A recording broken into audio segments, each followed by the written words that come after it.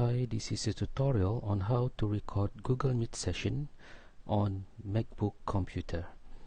First, open the Google Meet class and then go to Finder, click Applications and find QuickTime Player.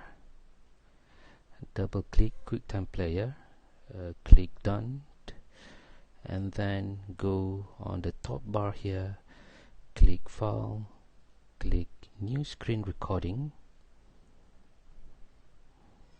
and you can close this tab here.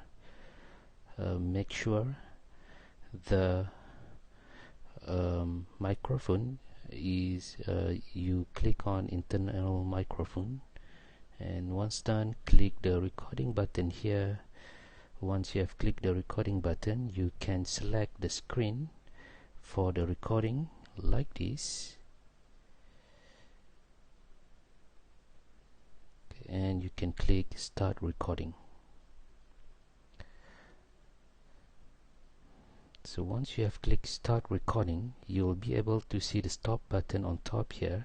So once you have done with the recording, what you can do is you click the stop button, and then you'll have the recording on your screen. So if you click play,